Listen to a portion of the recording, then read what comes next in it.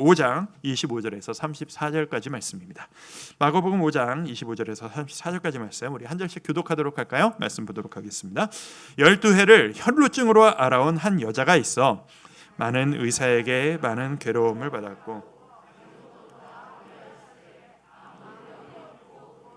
더 중하여졌던 자에 예수의 소문을 듣고 무리 가운데 끼어 뒤로 와서 그의 옷에 손을 대니 이는 내가 그의 옷에만 손을 대어도 구원을 받으리라 생각함이려라. 이에 그의 혈루 근원이 곧 마름에 병이 나은 줄을 몸에 깨달으니라. 예수께서 그 능력이 자기에게서 나간 줄을 곧 스스로 아시고 무리 가운데서 돌이켜 말씀하시되 누가 내 옷에 손을 대었느냐 하시니 제자들이 여짜오되 무리가 애워싸 미는 것을 보시며 누가 내게 손을 대었느냐 물으시나이까 하되 예수께서 이 일 행한 여자를 보려고 둘러보시니 여자가 자기에게 이루어진 일을 알고 두려워하여 떨며 와서 그 앞에 엎드려 모든 사실을 여쭈니 예수께서 이르시되 딸아 내 믿음이 너를 구원하였으니 평안히 가라 내 병에서 놓여 건강할지어다. 아멘. 오늘 이 말씀을 통해서 우리에게 은혜 주시리라 믿습니다. 오늘 나눌 말씀은 혈루증이라고 하는 병에 걸려서 고생했던 오랜 기간 고생했던 한 여인, 그 예수님을 만난 여인에 대한 이야기입니다. 묵상하다 보니까 공교롭게도 지난주에도 병자 이야기를 나눴었죠. 우리 기억하시죠? 천장을 뚫고 내려왔던 중풍병에 걸렸던 사람의 이야기를 나눴었는데 오늘도 또 병자 이야기를 나누게 되었습니다.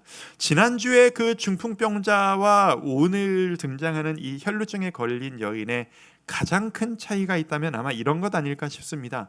지난주 중풍병에 걸린 여인, 그 사람은 자기를 위해주고 도와주고 어떻게든 이 사람을 고칠 수 있도록 우리가 도와줘야 된다라고 하는 친구, 무리가 그 주위에 있었다면 오늘의 주인공 이 혈루증에 걸린 여인은 철저하게 혼자였습니다. 외로운 여인이었습니다. 그것이 가장 큰 차이가 되겠습니다. 이 이야기, 혈루증에 걸렸던 여인 이야기는 여러분은 이미 다 알고 계실 만한 이야기입니다. 주일학교에서도 이야기를 많이 하고 이야기가 복잡하지 않습니다. 병에 걸렸던 여인이 낫게 해주시기를 구하고 무리 속에 들어가 예수님의 옷자락을 만졌다. 그랬더니 회복을 얻었다라고 하는 일면 간단해 보이는 심플한 이야기같이 보입니다. 게다가 이 이야기는요, 이 마가복음 흐름을 보면 다른 이야기 속에 끼인 이야기예요. 야이로라고 하는 한 사람이 딸을 고쳐주시길 위해서 예수님을 모시고 가고 있는데 그 걸어가는 중간에 끼어들어간 삽입 같은 이야기입니다. 양으로 보나 위치로 보나 내용으로 보나 좀 간단해 보이고 지나가는 얘기처럼 우리에게 보이는 성경 말씀인데 진짜 이 이야기가 그런 단순한 이야기일까? 일주일 동안 이 말씀을 묵상하다 보니 이 이야기가 그렇게 가벼운 이야기가 아니라는 것을 저는 은혜로 경험을 하게 되었습니다. 오늘 그 은혜를 여러분과 함께 나누려고 합니다.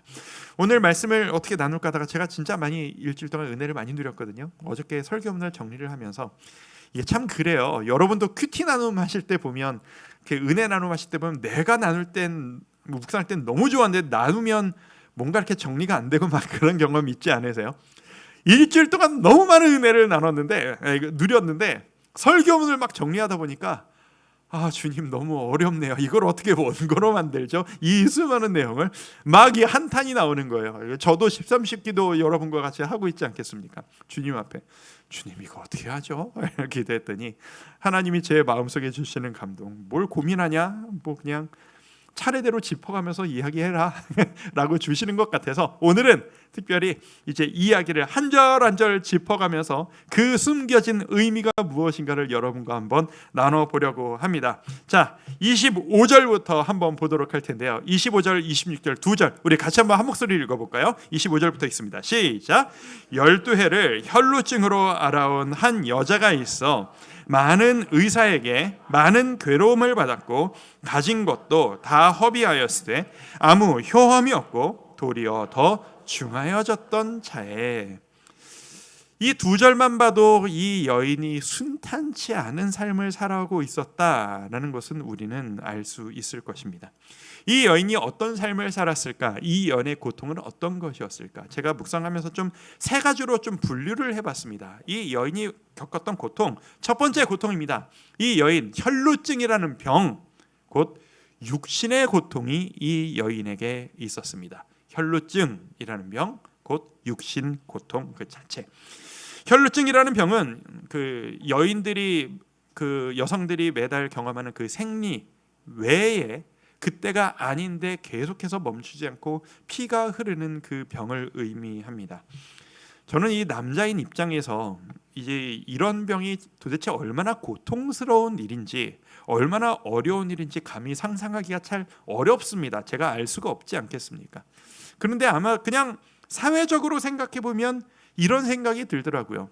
지금도 힘든 일인데 옛날 이 2000년 전 당시 요즘처럼 매일 목욕을 할 수도 없고 뭔가 지저분한 게 생긴다고 해서 물로 몸을 씻는다는 것이 불가능한 시절, 게다가 물이 이렇게도 귀한 이 이스라엘이라고 하는 나라에서 위생적이지도 않은 이 문화 가운데서 매일 피를 흘린다는 것, 그리고 뒤처리를 한다는 것은 도대체 얼마나 힘들고 번거롭고 어려운 일이었을까?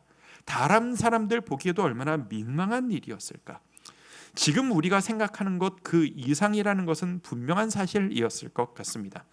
몸에 고통이 있었겠고 당연히 있었겠고, 그리고 계속해서 피를 흘리니 뭐 그 당시에 뭐 약이 있었겠어요? 수혈을 할 수가 있었겠어요? 빈혈 증상을 비롯한 온몸이 고장나는 증상들이 분명히 이 여인에게 있지 않았을까 추정할 수 있습니다. 첫 번째, 병으로 인한 몸의 고통이 있었습니다. 두 번째, 이 여인이 겪었던 고통, 정죄감, 그리고 타인과의 단절이라고 하는 고통입니다. 이게 왜 이런 문제가 생기느냐 하면 혈루증이라고 하는 병의 특성 때문입니다.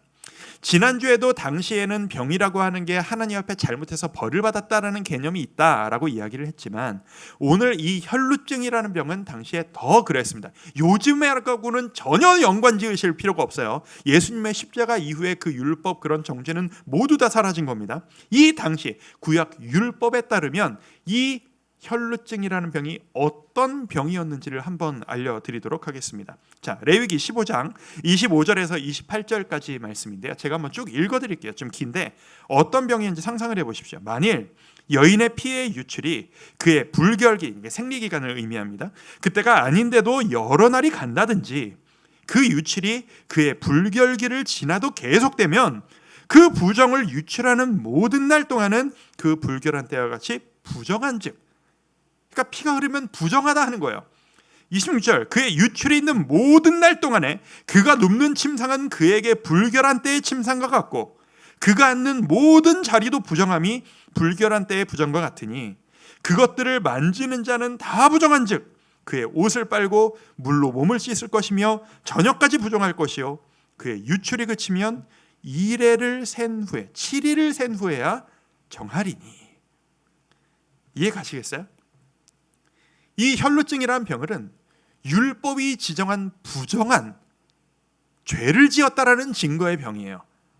본인은 물론이거니와 그 사람이 앉았던 잠을 잤던 침상도 부정한 것으로 여겨요. 그 사람이 몸이 닿았던 가구들, 집기들까지도 부정한 것으로 여겨요. 거기서 더 나가서 그 사람이 만져서 부정해진 그곳에 손을 댄 사람도 부정하다고 여겨요. 이게 쉽지가 않은 거예요. 이 결과, 그러니까 어떤 일이 일어나겠습니까? 이 병의 결과, 주위의 사람들이 못 다가오는 겁니다. 이 여인 근처에 갔다가 함부로 뭐라도 닿으면 내가 부정한 취급을 받고 내가 하나님 앞에 죄인이 되고 이것을 해결받기 위해 제사를 드려야 하고 너무 복잡한 과정들이 있는 겁니다. 누가 가까이 오겠습니까? 누가 친근하게 대하겠습니까? 아마 그의 가족들도 그의 남편도 이 여인을 가까이 한다는 게 쉽지 않았을 거라는 것을 어렵지 않게 예상할 수 있습니다. 게다가 부정하다 하나님이 하셨잖아요. 내가 무슨 죄를 지은 것인가? 나는 하나님 앞에 당당하지 못하다라고 하는 죄책감, 그 정죄감, 동시에 하나님과의 단절. 외로운 사람이 되는 겁니다. 누구도 다가갈 수 없고 누구에게도 다가갈 수 없는, 누구도 도와주지 못하는 외로운 삶. 이것은 일면 이 여인이 겪었던 몸의 고통보다도 더 힘든 마음의 고통으로 다가왔을 것입니다. 자, 세 번째 고통이 또 있습니다. 반복되는 패배감과 낙심이라고 하는 고통입니다. 반복되는 패배와 낙심. 이 고통, 몸의 고통과 정죄감과 사람들과의 단절이 얼마 동안이에요? 자그마치 10하고도 2년이에요. 12일도 아니고 12달도 아니고 12년이에요. 엄청난 시간이에요. 이 시간 동안 이 여인은 이걸 감당했어야 하는 겁니다. 이게 쉬운 일이겠습니까? 이 여인이 이 병을 낫게 하기 위해서 의사들을 찾고 엄청나게 노력을 했던 것 같습니다. 끊임없이 의사들을 찾아갔고 치료를 받으러 애를 썼던 것 같습니다. 그런데 그렇게 보면 치료를 받으라고 애를 썼다는 건 그만큼 집안의 지원이 그나마 있었다는 뜻이고 남편의 지원도 있었다라는 뜻도 되겠습니다만 12년을 반복하다 보니 집안의 온 재산이 다 사라져 버립니다. 게다가 그래서 조금 차도라도 있으면 모르겠는데 성경에서 보신 것처럼 오히려 더 중하여졌던 차에라고 이야기를 합니다. 돈도 날아가고 병은 더 심해지고 게다가 사람의 마음이라는 게 말입니다. 의사를 찾아갈 때마다 이 의사는 용하대, 이 의사가 도와줄 수 있을 거야, 누가 나았대 라고 찾아가면 기대를 하게 돼 있지 않습니까? 근데 그 기대감이 크면 클수록 그게 좌절될 때마다 기대가 컸던 만큼 좌절도 더 커지기 마련입니다. 이거를 12년 동안 반복한 겁니다. 기대를 가졌다가 좌절했다가 다시 한번 도전했다가 또 좌절했다가 그 사이에 집안은 수그러져 가고, 이 여인이 경험했던 이 무한 반복의 시간은 아마도 하나님 앞에서, 이게 영적인 병이니까 하나님 앞에서 하나님 절 좀 고쳐주십시오라고 기도하며 매달리지 않았겠습니까? 그런데 하나님 앞에서 이게 낫지 않았다는 건 하나님이 나를 거절하시나? 끊임없는 하나님 앞에서의 거절감이 들지 않았겠습니까? 병으로도 하나님 앞에서도 끊임없는 거절감과 패배감, 지쳤을 겁니다. 어려웠을 겁니다. 무기력해지는 게 당연합니다.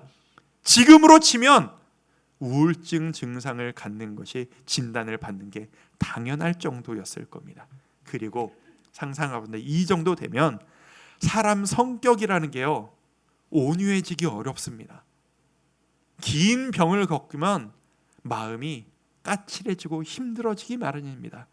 주위 사람들을 돌아볼 여유가 없습니다.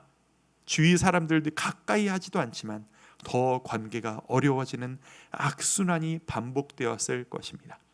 몸의 고통, 관계의 단절과 정죄감, 계속되어지는 거절감과 지침, 패배감, 이것이 이 여인이 겪는 고통이었던 것입니다. 자, 이 여인의 삶 어때 보이세요? 12년입니다. 자그마치. 근데 이 여인이 가졌던 한 가지 미덕이 있습니다. 그게 뭔지 아세요? 포기할 줄을 몰랐다는 겁니다.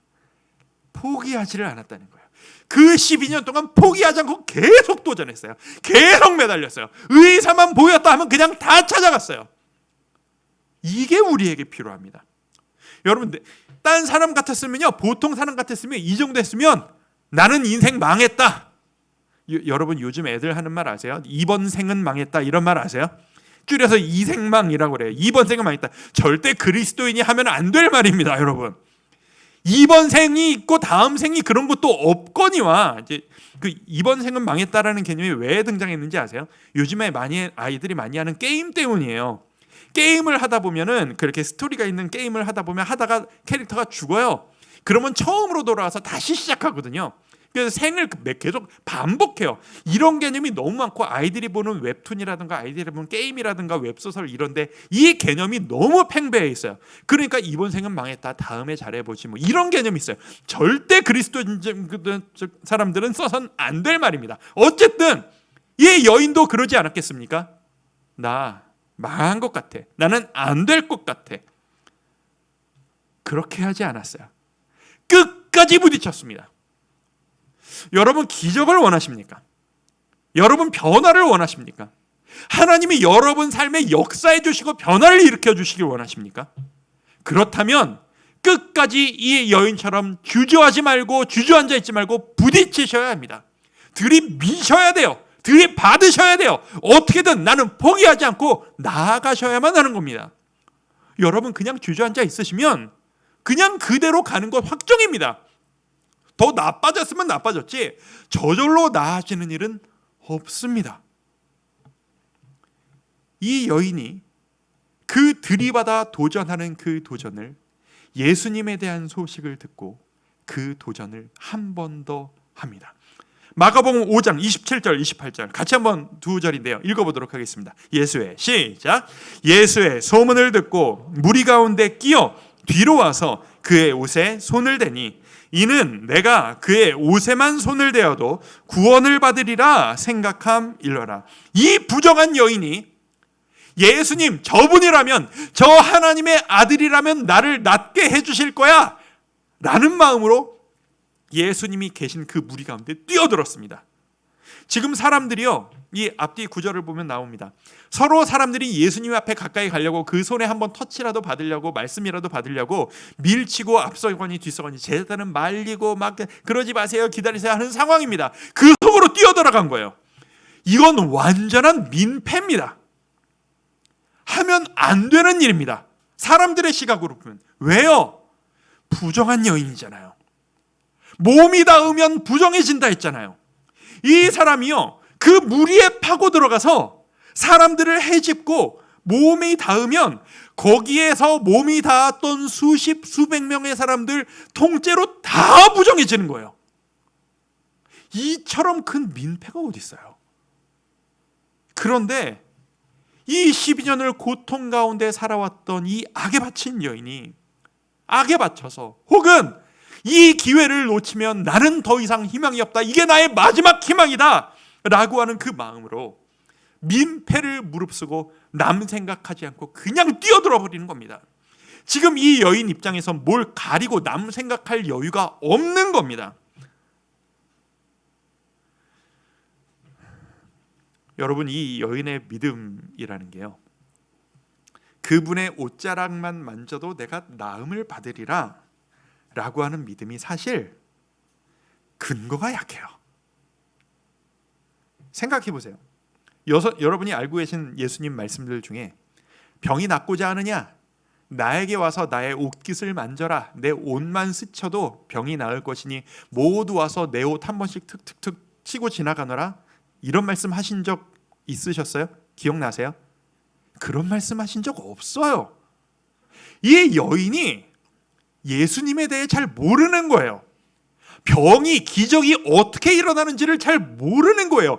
지식이 얕아요. 그럴 수밖에 없죠. 왜? 부정한 여인이잖아요. 예배 장소에 나아갈 수가 있나요? 회당에 나아갈 수가 있나요? 말씀을 들을 수가 없나요? 혼자 외로이 갇혀있던 여인이니 주님에 대한 지식이 없는 거예요. 그저 저분이 나를 구원해 주실 거야 라고 하는 마음만은 진실되고 간절한 하지만 주님에 대한 지식도 경험도 너무 없는 자기 맘대로의 믿음 이 믿음이 이 여인의 믿음이었던 겁니다. 그러면 이 제대로 된 믿음이 아니었던 이 여인을 예수님이 어떻게 대하셨을까요? 야 여인아 저기 너 갑자기 그렇게 밀고 들어오면 안 된다. 너 순서를 좀 지켜라. 네가 아직 잘 몰라서 그러나 본데 내 앞에 와서 좀 치유받으려면 먼저 등록 먼저 하고 세거적부 한 4주 거친 다음에 신방 받고 신원을 확실히 한 다음에 약속 잡아가지고 날짜 잡아서 어디에서 보자. 그러면 내가 치유줄게. 이러셨을까요? 예수님이 그러지 않으셨다는 것이 우리에게 은혜가 되는 겁니다. 그 얕고 제대로 알지도 못하지만 간절함으로 주님만이 나를 구하실 수 있습니다 라고 달려들었던 이 여인의 얕지만 진실된 이 마음을 주님께서 받으십니다. 마가복음 5장 29절 이에 그의 혈루 근원이 곧 마름에 병이 나은 줄을 몸에 깨달으니라. 병이 나았어요. 믿고 했는데 진짜 나았어요. 순간 당황하지 않았을까 싶어요. 진짜 나았네? 라고. 근데 그 순간, 병이 나은 그 순간 예수님께서 말씀하세요. 5장 30절 같이 한번 읽어볼까요? 예수께서 시작. 예수께서 그 능력이 자기에게서 나간 줄 곧 스스로 아시고 무리 가운데서 돌이켜 말씀하시되 누가 내 옷에 손을 대었느냐 하시니, 누가 내 옷에 손댔냐? 누구냐? 이 얘기를 하니까 제자들이 갑자기 어리둥절해합니다. 아니 예수님 보세요, 누가 손댔냐고요? 한 수십 명 수백 명 되겠는데요, 이러는 거죠. 지금 나 오겠다고 만져보겠다고 너도 나도 만진 사람이 이 여인만이 아니에요. 제자들이 말리고 줄 서세요, 예의를 지키세요, 우리 예수님 넘어지세요, 막 이러는 상황인데 누가 손댔냐고 물어보시면 갑자기 왜 이러세요? 이게 우리의 현실입니다. 여러분, 같은 일상을 살아가는데 누군가는 일생이 변하는 경험을 하고 같은 순간 같은 자리에서 누군가는 무슨 일이 일어나는지도 모르는 사이에 일상이 지나갑니다. 이게 우리의 현실입니다. 누군가는 병이 나왔어요. 근데 누군가는 누구요? 뭐요? 이러고 지나가는 거예요. 저는 이 예배도 마찬가지일 거라 생각합니다. 여러분 중에 오늘의 이 예배가, 이 메시지가, 오늘 우리가 드리는 기도가 여러분의 평생을 변화시킬 놀라운 변화의 계기로 작용될지도 모릅니다. 그 은혜가 실제로 있기를 바랍니다.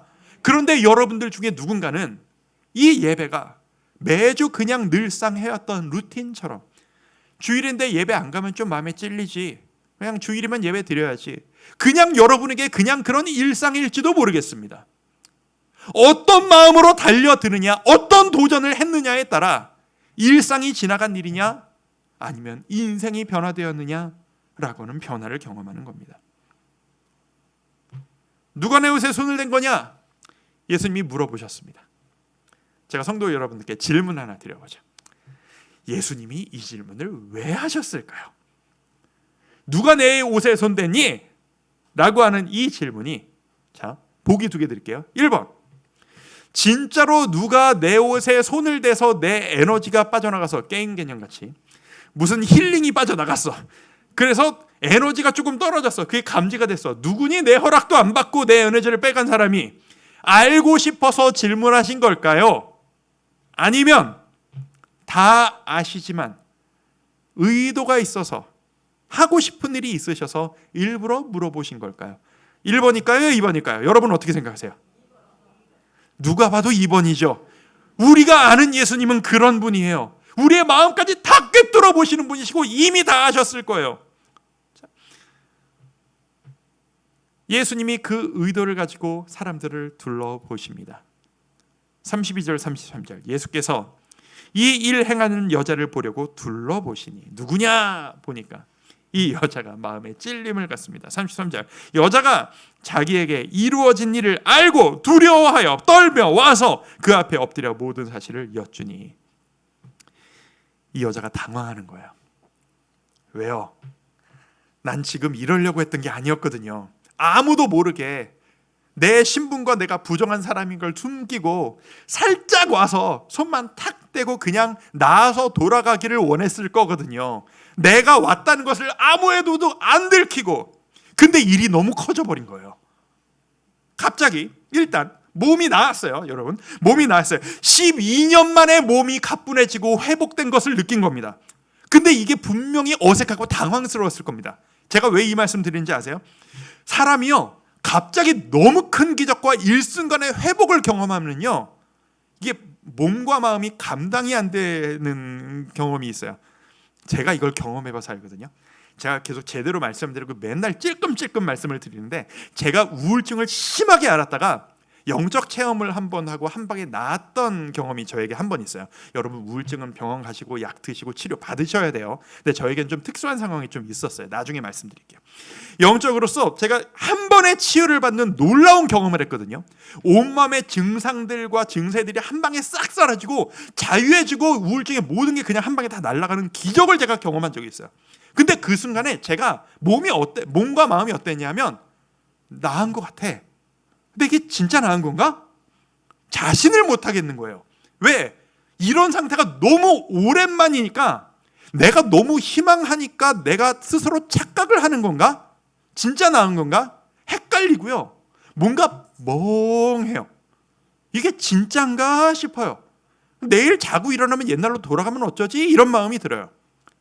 사람이요, 사람으로서 감당하기 어려운 초자연적인 놀라운 영적인 변화와 치유를 경험하면 이게 감당이 안 돼서 뭔가 멍한 상태가 돼요. 저는 그렇더라고요. 이 여인도 분명히 그랬으리라 저는 상상이 돼요.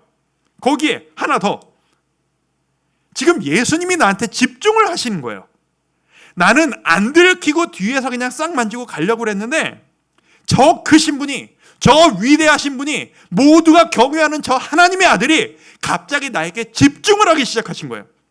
12년 동안 아무도 나에게 집중해 본 적이 없었고, 나는 철저하게 사람들의 시선을 피해오는 것에 익숙했는데, 갑자기 저 큰 분이 나에게 집중을 하시니까 감당이 안 되잖아요. 한 가지 더, 거기 있는 수십 수백 명의 사람들이 일제히 자기에게 집중하기 시작해요. 안 들키려고 그랬는데 모두가 나를 집중해요. 사람들이 수근거리기 시작했을 거예요. 누구야 저 사람? 병자야? 나았어? 부정한 여인이었어? 방금 저 사람 내 옆에다 밀고 앞에 지나가는데 뭐야 저 사람? 수근수근 웅성거리고 소리 지르는 사람들이 막 나타나기 시작했을지도 몰라요. 이 여인은 그 소리를 들으면서 생각했겠죠. 12년의 경험이 있잖아요. 큰일 났다. 나 이제 어떡하지? 이 여인의 마음이 어떻게 됐었겠습니까? 주님 왜 이러십니까? 왜? 나는 그냥 조용히 병만 낫고 돌아갔으면 딱 좋았는데, 나는 거기까지만 더도 덜도 원하지 않았는데 왜 굳이 나를 불러 세우셔가지고 나에게 이 눈치를 받게 하시고 주목받게 하시고, 왜 나를 쳐다보시고 나를 이렇게 주목받게 하시는 거예요? 불편하게 왜 그러시는 거예요? 얼마나 불편하고 얼마나 어쩔 줄 몰라 했을까요? 여기에서 반전이 일어나는 겁니다. 그 예수님께서 이 수많은 사람들 앞에서 이 부정했던 한 여인에게 이렇게 부르십니다. 따라, 내 따라 라고 부르십니다. 34절 같이 한번 읽어볼까요? 34절 시작. 예수께서 이르시되 따라, 내 믿음이 너를 구원하였으니 평안히 가라. 내 병에서 놓여 건강할지어다.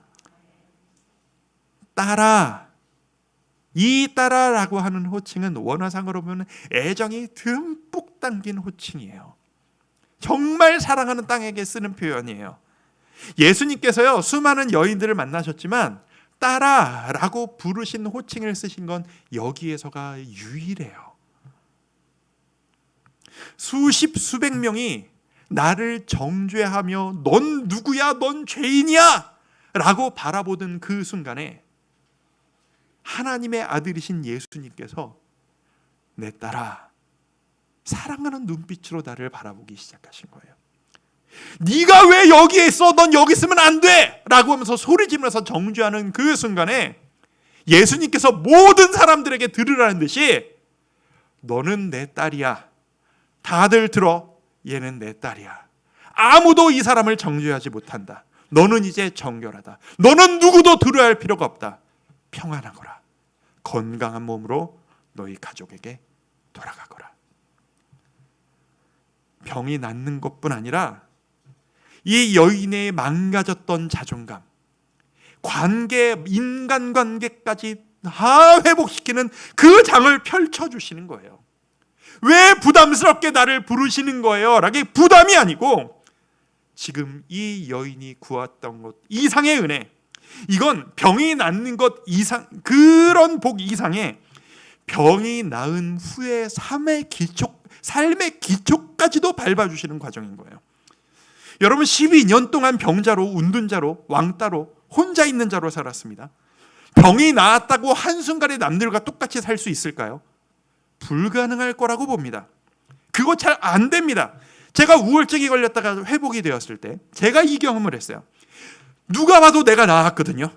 나는 우울증이 깨끗하게 나았거든요. 자유하거든요. 감정이 살아났거든요. 근데 저에게 뭐가 남아있다는 것을 제가 확인했냐면 우울증 환자로서 몇 년 동안 살았던, 극심하게 우울하게 살았던 삶의 패턴이 저에게 그대로 남아있더라고요.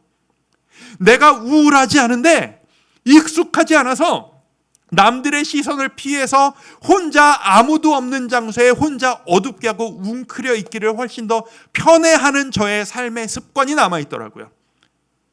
모두가 내 이야기를 듣고 싶어 하는데 내 마음을 솔직하게 남에게 표현하기를 두려워하는 삶의 습관이 저에게 여전히 남아있더라고요. 웃어도 되는데, 울어도 되는데 그렇게 표현하면 무슨 일이 날까봐 그걸 두려워하는 저의 삶의 패턴이 남아있더라고요. 이걸 극복하는 데는 은혜가 아닌 저의 노력이 필요했어요. 재활기간 같았어요. 내가 노력해서 바꿔야만 하는 나의 습관이었어요. 예수님께서 지금 이 여인에게 그 시작점을 주신 거예요. 너 두려워하지 말아라. 왜 이 사람들의 시선을 두려워하느니? 움츠러들지 말고 나오는 연습해야지. 숨지 말아야지. 사람들한테 자 여기 봐라, 모두 다 주목. 너희들 절대 이 내 딸에게 불안하다고 부정하다고 너 정죄하면 안 된다. 내 딸이야. 평안을 누리거라. 여러분, 우리 예수님 진짜 좋은 분 아니십니까? 내가 구하는 것 이상을 주시는 주님이십니다. 앞으로 내가 어떤 노력을 하고 어떻게 살아갈까지 그 밑바탕까지 주시는 예수님이십니다. 이 예수님이 바로 여러분의, 우리의 예수님이십니다. 이 예수님이 2000년 전에 이 여인에게만 이렇게 대하실까요? 아니요. 여러분 모두에게 지금도 동일하게 대하시는 그런 사랑의 예수님이십니다. 여러분과 동행하시며 여러분에게 동일한 기회를 주시고 동일하게 치유하기를 원하시는 예수님이십니다. 이 여인 분명히 부족함이 많아요. 완전하지 않아요. 자격이 없어요. 시간이 많이 갔네. 빨리 해야 되겠다. 이 여인이 가지고 있던 한계가 있어요. 이미 얘기했던 건데 그냥 정리를 한번 해볼게요. 첫 번째, 이 여인이 가지고 있던 한계, 예수님에 대해 잘 몰랐어요. 말씀드렸죠. 그리고 맹목적이고 근거 약한 믿음을 가진, 근거 없는 그런 믿음을 가진 사람이었어요. 두 번째, 남에게 폐를 끼칠 수 있는 일임에도 남 돌아보지 않고 내 앞가림하기 힘들어서 군중선으로 들어가는 자세가 있었어요. 세 번째, 예수님까지 부정하게 만들 수 있는 자기만 생각하는 태도가 있었어요. 자, 이 세 번째가 문제입니다. 세 번째, 이게 무슨 얘기냐? 예수님의 옷자락, 예수님의 옷을 만졌다고 되어 있잖아요. 원어를 보면 옷자락, 옷깃을 만졌다라는 단어가 사용돼요. 그 옷깃은 뭐냐면 그냥 옷 여기를 만졌다라는 이야기가 아닙니다. 율법에 따르면 이 이스라엘 사람들은 옷 끝에 옷술, 그 이렇게 실같이 이렇게 해서 옷술들 있죠. 그거를 늘어뜨리게 되어져 있어요. 이 옷술은요, 그냥 간단하게 말씀드리면 자신의 영성을 드러내는 표시예요. 하나님과의 그 교통을 이야기하는 표시예요. 이걸 함부로 남들이 만지면 안 되는 거예요. 그런데 이 여인이 자기 낫겠다고 그거를 건드린 거예요. 게다가 이 여인이 자기가 누굴 만지면 그 사람이 부정해진다는 걸 알잖아요. 근데 예수님을 만져요. 이건 뭐예요? 예수님을 부정하게 만드는 짓인 거예요. 자기 낫겠다고 예수님을 부정하게 만드는 그런 말도 안 되는 예의도 없는 짓을 이 여인은 지금 저질러 버린 거예요. 부족한 여인입니다. 행동을 보면 받아들일 이유가 없으십니다. 하지만 예수님은 이 부족함들이 다 이유가 있으시다는 것을 인정하셨습니다. 네가 힘들어서 그렇지, 네가 나약해서 그렇지, 네가 진심인데 말씀을 배울 기회가 없어서 그렇지, 오죽 답답했으면, 네가 오죽 어려웠으면 그렇겠니? 그 마음까지도 받으시고 그 여인의 부정함이 자신에게 옮겨왔을 때에 예수님의 완전하신 완벽하심으로 그 부정함을 덮어버리신 거예요. 그 부정함을 모두 다 가져와 버리시고 자신의 완전함으로 깨끗해 버리신 거예요. 마치 뭐와 똑같이 예수님 십자가에 달려 돌아가실 때 우리의 모든 죄를 직접 다 가지고 가셔서 본인이 돌아가심으로 깨끗하게 만드셨던 것처럼 이 여인의 부정함을 직접 온몸으로 깨끗하게 만들어 주신 겁니다. 내가 너를 평안케 하겠다.